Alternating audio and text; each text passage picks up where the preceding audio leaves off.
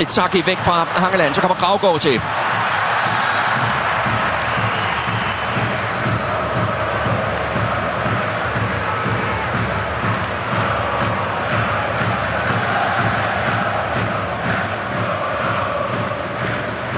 Kan lyde spinkelt, men det er ikke så tosset et resultat at tage til Israel med. Det er det da ikke, men selvfølgelig det, der bekymrer en, det er den måde, FCK spiller på.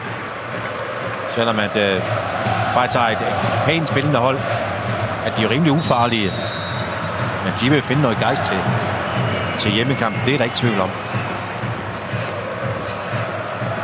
Og det lyder nemt, når man sælger nøglespillere, og man skal købe nye. Det kan altså godt være svært. Jeg ved godt, at den direkte afløser for Linderoth, Rasmus Vyrs, ikke er med i aften. Men alligevel, det er en stor mundfuld, man skal igennem der. Og det har vi set i aften. Og det værst tænkelige scenarie, det er jo altså, hvis FC København rører ud i denne anden kvalifikationsrunde til Champions League, jamen så er de heller ikke med i UEFA Cup turneringen. Nej, det er jo tænkeligt. Det er man, hvis man rører ud i tredje runde, altså ikke når ind til gruppespillet, så er man sikret plads i UEFA Cup-turneringen.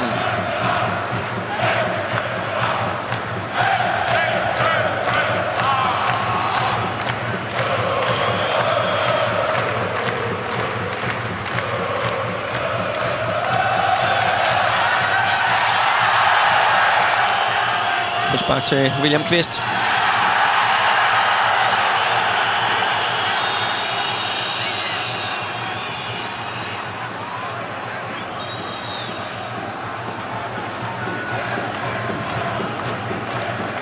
Niklas Jensen.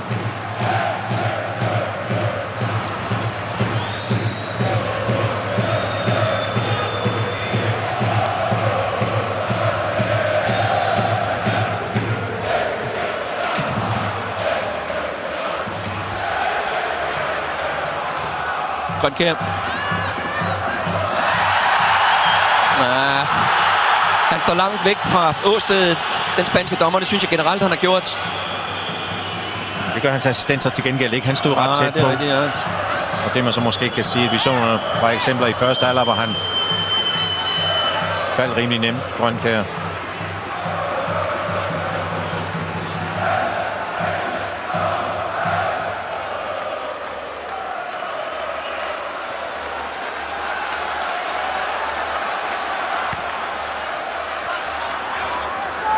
Niklas Jensen.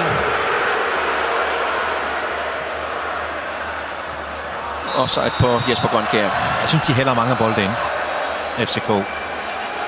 Fra for langt tilbage på banen. Man når engang kommer i nærheden af baglinjen, før man kommer til indlæg. Og det er ikke pyntet. Det kan man måske gøre, når Albeck er derinde. Men ikke med de to ejelser, når Grønkjær nu. De vinder ikke noget i luften. Lad os lige prøve at se den igen. Det er... Nu var der godt nok lige en stolpe i vejen der. Men fra vinklen før, den er sådan... Den er lidt tynd. Nej.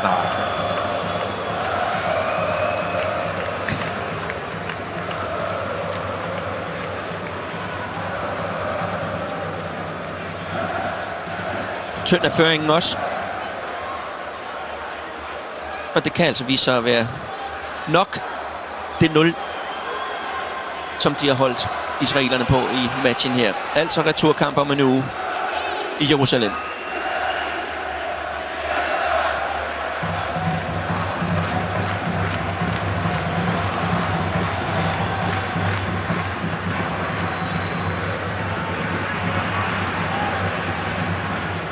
Tillægstiden på 2 minutter.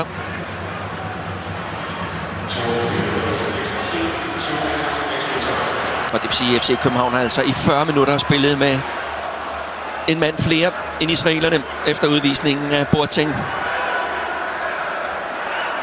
Ja, den har været lidt pakket ind. Sejren.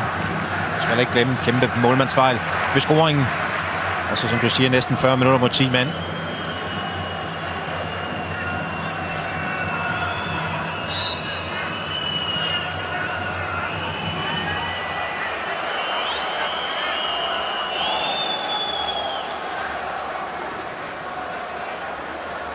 William Kvist.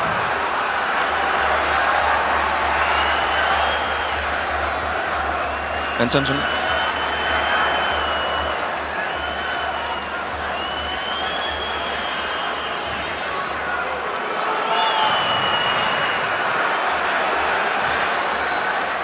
Hutchinson.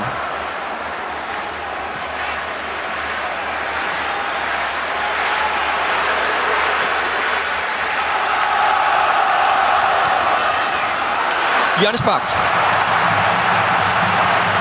Og så får vi Gravgaard ind. Vi får Brede Hangeland ind. Niklas Jensen er den eneste, der bliver tilbage. Hjalte Nørgaard med hjørnesparket. Og så trækker William Kvist også en anelse ud af feltet. Og hvem kommer der? Frispark. Bliver der dømt?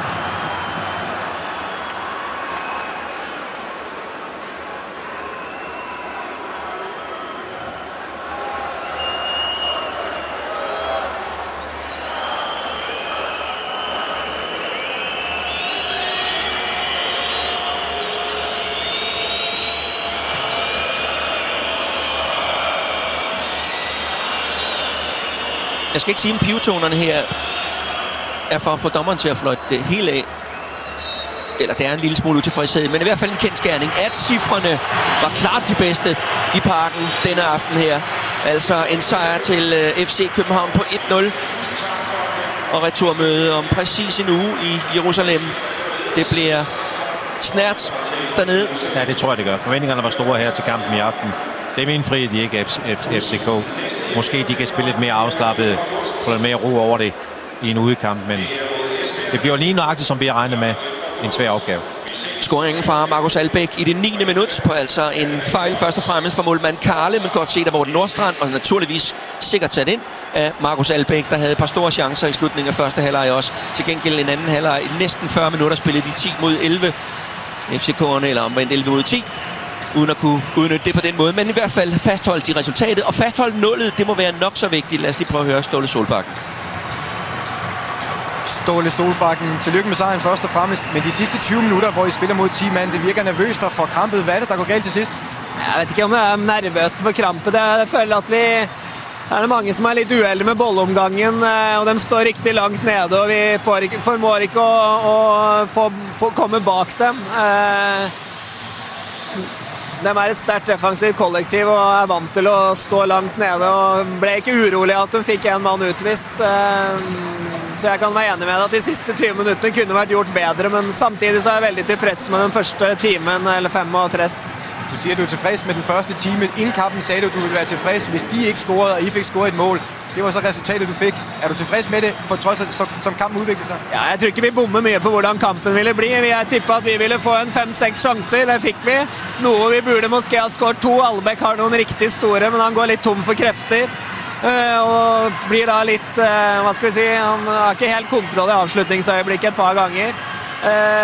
Og så får de med 1 eller 2 sjanser, og det var omtrent det vi spådde. Så kampen sett under ett er jeg fornøyd med, men jeg er enig med deg at vi kunne ha sprudlet mer de siste 20, men det er tidlig i sesongen, og noen er ikke helt oppe der de skal av diverse årsaker. Jeg har en udekamp nu, der venter før det her det er overstået. Hvor store er mulighederne for at I går videre med det resultat, I har i bagagen nu? Nei, altså det er ikke noe dårlig resultat, men det blir en hård fight der nede. Men da må dem fram mer enn de gjorde i dag, og du ser at det er et riktig godt fotballhold. Det er tross alt landslaget til Israel vi spiller mot, pluss et par-tre andre landsholdsspillere, så det skal tas med i vurderingen, det også. Tak skal du have, Ståle. Ja, som vi sagde det, han er lige så tilfreds med resultatet, som alle FCK er.